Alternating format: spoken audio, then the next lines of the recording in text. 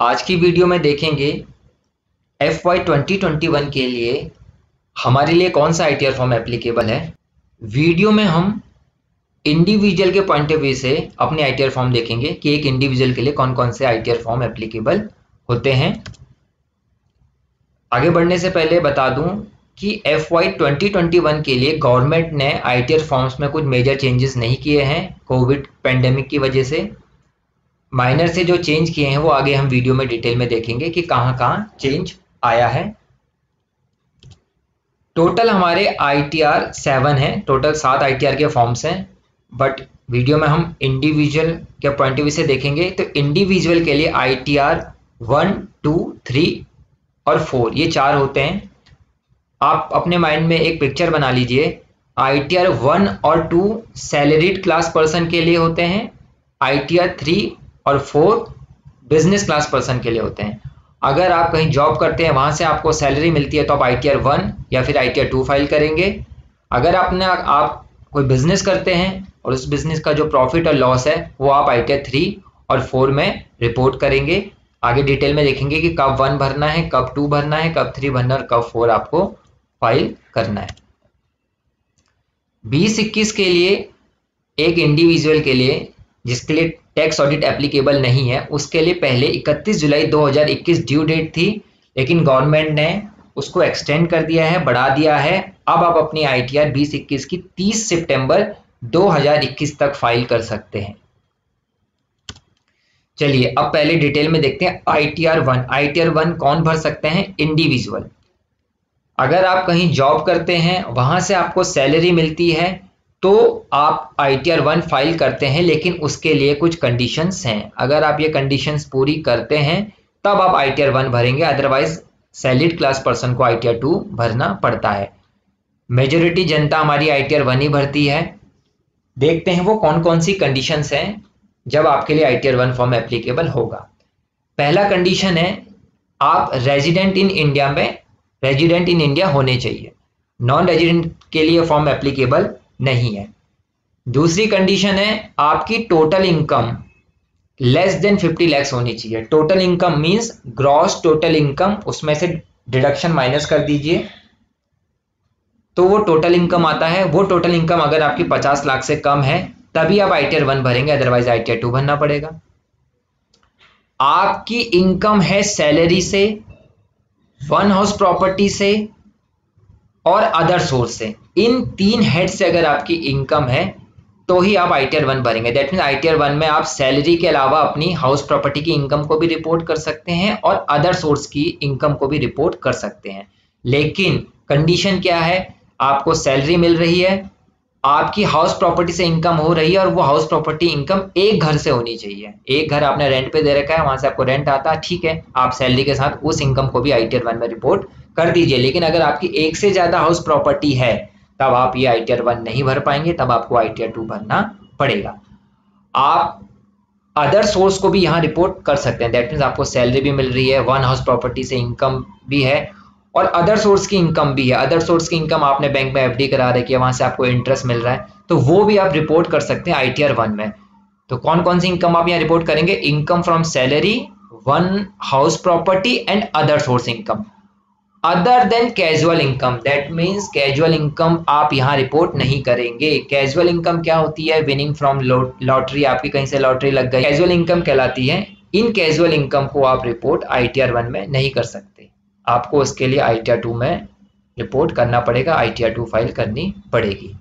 चलिए 3 हेड देखने के बाद ये 3 हेड आप ITR 1 में रिपोर्ट कर सकते हैं। अगली कंडीशन ये है कि अगर आपकी कोई एग्रीकल्चर इनकम भी है, उस एग्रीकल्चर इनकम को भी आप यहाँ रिपोर्ट कर सकते हैं, लेकिन एग्रीकल्चर इनकम 5,000 रुपए तक की होनी चाहिए। अगर उससे ज्यादा की एग्रीकल्चर इनकम है तो ITR 2 भरिए। अगर आप किसी कंपनी में डायरेक्टर हैं और आपको सैलरी मिल रही है तो आप ये ITR फॉर्म नहीं भरेंगे। डायरेक्टर हैं तो आपको ITR 2 फॉर्म भरना पड़ेगा। अगली कंडीशन है not made investment in unlisted shares. अगर आप अनलिस्टेड शेयर खरीदते बेचते हैं या उसमें इन्वेस्टमेंट करते हैं तब भी आप ITR 1 फाइल नहीं कर पाएंगे, आपको ITR 2 रिपोर्ट करना पड़ेगा, ITR 2 में फाइल करना पड़ेगा। चलिए ये तो था पिछले साल भी सेम और इस साल भी सेम। इस साल गवर्नमेंट ने 2 कंडीशंस और लगा दी हैं। अगर ये 2 कंडीशंस में आपके लिए एप्लीकेबल हो गई है तब आप ITR 1 फाइल नहीं करेंगे, तब आपको ITR 2 फाइल करना पड़ेगा। पहला कंडीशन देखिए, individual in whose case payment और deduction of tax in respect of ESOPs allotted by an eligible startup has been deferred. देखिए ESOPs एक टेक्निकल टॉपिक है, इसके लिए मैं डिटेल में एक वीडियो बनाऊंगा जिसमें ESOPs का A to Z tax statement क्या क्या होता है वो बताऊंगा। यहाँ अगर मैं ESOPs को डिटेल में बताऊंगा और उसका टैक्स स्टेटमेंट बताऊंगा तो थोड़ा टेक्निकल हो जाएगा। आप इतना जान लीजिए ESOPs का बेसिक्स होता क्या है। ESOPs मतलब एम्प्लॉय स्टॉक ऑप्शन प्लान। आप किसी कंपनी में जॉब करते हैं तो कभी कभार कंपनी क्या करती है, आपको उस कंपनी के शेयर दे देती है डिस्काउंटेड प्राइस पे। डिस्काउंटेड प्राइस पे मतलब जो उसका मार्केट प्राइस चल रहा है उससे आपको कम रेट पे मिलता है, तो एक तरीके से आपको बेनिफिट हो जाता है। तो वो जो बेनिफिट है उसे परक्विजिट्स कहते हैं, पर्क्स कहते हैं। वो आपको सैलरी हेड में टैक्सेबल होता है। दैट मीन जैसे आपकी सैलरी टैक्सेबल होती है वो भी टैक्सेबल होती है। ठीक है, आपकी वो सैलरी टैक्सेबल होती है, आपको कोई ऐसा ESOP मिला है, आप ITR 1 ही भरिए। लेकिन कुछ एलिजिबल स्टार्टअप्स होते हैं, एलिजिबल स्टार्टअप जो नए नए स्टार्टअप कंपनीज बनी है, तो गवर्नमेंट ने उनको एक बेनिफिट दिया है कि अगर उनके एम्प्लॉयज को ESOPs मिलते हैं तो उसका जो टैक्सेबिलिटी होती है गवर्नमेंट उसे डेफर कर देती है। दैट मीन जिस साल आपको शेयर मिलते हैं उस साल उस पर टैक्स नहीं लगता, वो डेफर हो जाता है, आने वाले सालों पे उस पर टैक्स लगता है। तो कोई अगर ऐसी कंडीशन है कि आप एम्प्लॉय है और आपको ESOPs मिले हैं और जो वो ESOP शेयर मिले हैं उस पर टैक्स उस साल ना लग के वो डेफर हो रहा है, आने वाले सालों में लग रहा है, तब ऐसे केस में आप ITR 1 फाइल नहीं कर पाएंगे। एक कंडीशन और लगा दी गई, in case TDS has been deducted under section 194N। 194N क्या है? TDS on cash withdrawal from banks. अगर कोई पर्सन बैंक से 1 करोड़ से ज्यादा का कैश विड्रॉल करता है तो उस पर 2% का TDS बैंक काटता है। तो अगर आपका कोई ऐसा TDS कटा है तब आप ITR 1 फाइल नहीं करेंगे, आपके लिए ITR 2 है, आप वहां जाइए और उस पर रिपोर्ट करिए। एक बात आपको और बता दूं, no option to carry forward TDS deducted under section 194N। अगर आपका कोई 194N में TDS कटा है तो आप उसको कैरी फॉरवर्ड नहीं कर पाएंगे। दैट मीन्स आपका TDS कटा और आपका कुछ रिफंड बन रहा है, ज्यादा TDS कट गया, ये TDS आपको रिफंड क्लेम करना पड़ेगा गवर्नमेंट से, आप उसे नेक्स्ट ईयर के लिए कैरी फॉरवर्ड नहीं कर पाएंगे। तो ये ITR 1 फॉर्म भरने की कंडीशन थी। अगर आप इन कंडीशन को में फिट बैठते हैं तो ITR 1 भरिए, अदरवाइज आप ITR 2 में जाइए। चलिए आगे आप देखते हैं ITR 2।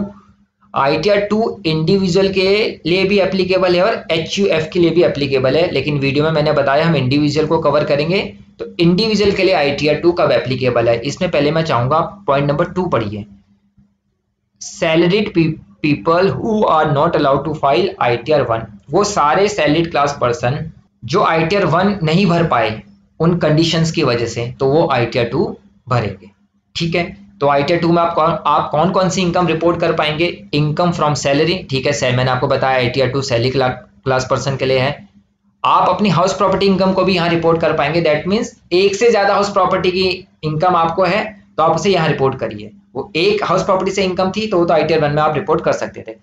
साथ ही साथ आपको कैपिटल गेन का भी कोई अगर प्रॉफिट है तब भी आपको ITR 2 भरना पड़ेगा। दैट मीन्स कैपिटल गेन का मतलब आपने कोई एसेट बेचा जिससे आपको प्रॉफिट हुआ। सपोज आपने कोई घर बेचा, उस घर को बेचने से आपको जो प्रॉफिट हुआ तो वो प्रॉफिट को आपको ITR 2 में रिपोर्ट करना पड़ेगा। ITR 1 में आप उसको रिपोर्ट नहीं कर पाएंगे। दैट मीन्स आपको सैलरी मिल रही है, साथ साथ आपको घर बेचने का भी प्रॉफिट हुआ है तो आप ITR 2 भरिए।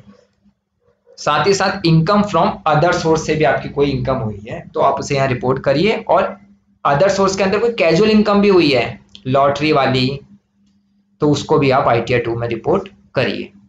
ये 4 हेड की इनकम आप यहाँ रिपोर्ट कर सकते हैं। मतलब सैलरी इनकम यहाँ रिपोर्ट करिए, हाउस प्रॉपर्टी की इनकम रिपोर्ट करिए, एक से ज्यादा हाउस प्रॉपर्टी की, कैपिटल गेन की भी करिए और अदर सोर्स की भी करिए। बिजनेस प्रॉफिट यहाँ नहीं कर सकते, वीडियो में बताया, पहले मैंने आपको बताया था बिजनेस मैन के लिए 3 और 4 है। तो ये 4 हेड की इनकम आप यहाँ रिपोर्ट करिए। और कौन कौन से सैलरीड क्लास पर्सन यहाँ पर आ गए हैं जो ITR 1 में अपना फाइल नहीं कर पाए। चलिए आगे देखते हैं ITR 3। ITR 3 फॉर्म जो है वो इंडिविजुअल भर सकते हैं और HUF भर सकते हैं, लेकिन हम इंडिविजुअल के पॉइंट ऑफ व्यू से देख रहे हैं। वो इंडिविजुअल जिनका बिजनेस है वो ITR 3 फॉर्म भर सकते हैं। चलिए देखते हैं। मैंने आपको बताया था बिजनेसमैन ITR 3 भर सकते हैं और ITR 4 भर सकते हैं। तो पहले मैं चाहूंगा पॉइंट नंबर 2 पढ़िए। Businessman who are not eligible to file ITR 4, वो बिजनेसमैन जो ITR 4 फाइल नहीं कर सकते, वहां एलिजिबल नहीं है क्योंकि वहां कुछ कंडीशंस हैं, उन कंडीशंस को पूरा नहीं कर पा रहे, तो आप ITR 3 भरिए। तो हम ऐसा करते हैं, पहले ITR 4 समझ लेते हैं कि वहां कौन सी कंडीशंस हैं और उन कंडीशन को पूरा करने से हम ITR 4 भर सकते हैं या नहीं, उसके बाद हम ITR 3 को कवर करेंगे।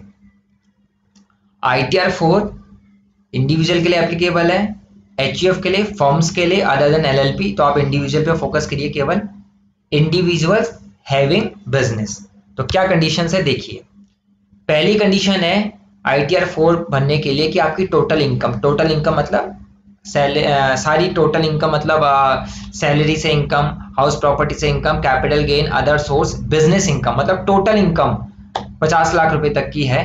टोटल इनकम वही gross total income less deductions, वो 50 लाख तक की है, तब आप ITR 4 भरिए।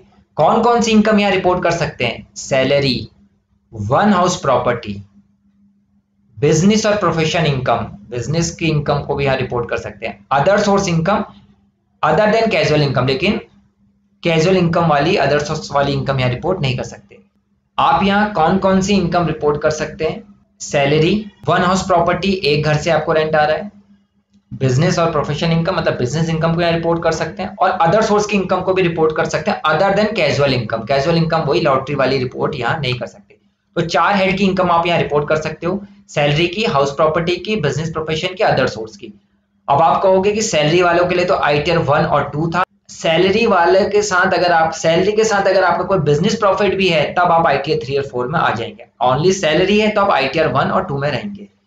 सैलरी और बिजनेस प्रॉफिट आपको दोनों हो सकता है, आप बिजनेस भी करते हैं, पार्ट टाइम जॉब भी करते हैं, या साल के कुछ महीने आपने जॉब करी फिर अपना बिजनेस स्टार्ट कर दिया, तो तब इस केस में आपको ITR 4 भरना है। तो पहली कंडीशन हो गई 50 लाख तक टोटल इनकम। दूसरी कंडीशन आपने देख ली कौन कौन सी आप इनकम या रिपोर्ट कर सकते हैं। तीसरी शर्त है कि अगर आपकी कोई एग्रीकल्चर इनकम है, अगर वो 5000 तक की है तभी आप ITR 4 फाइल करिए। अगर आप किसी कंपनी में डायरेक्टर हैं, सैलरी मिलती है, साथ साथ बिजनेस भी है, तो आप ITR 4 फाइल नहीं कर सकते, ITR 3 फाइल करना पड़ेगा बिजनेस के लिए। Not holding unlisted equity share, अगर आपने कुछ अनलिस्टेड इक्विटी शेयर होल्ड करके रखे हुए हैं, इन्वेस्टमेंट करी है, उसमें कुछ प्रॉफिट लॉस हुआ है या इन्वेस्टमेंट करी है, अब ITR 4 नहीं भरेंगे। बिजनेस इनकम के साथ ये चीज आप ITR 3 में रिपोर्ट करेंगे। तो ये कंडीशंस हैं ITR 4 फाइल करने की। अब देखिए गवर्नमेंट ने इसमें एक कंडीशन और डाल दी है, यही सेम कंडीशन जो हमने ITR 1 में पढ़ी थी, ESOP वाली। अगर आप कहीं जॉब करते हैं, आपको वहां ESOP मिले हैं और उनका टैक्स ट्रीटमेंट डेफर हुआ है, तब आप ITR 4 फाइल नहीं कर पाएंगे, तब आपको अपनी बिजनेस इनकम को ITR 3 में रिपोर्ट करना पड़ेगा। तो हमने देखा ITR 4 में ये कंडीशन है।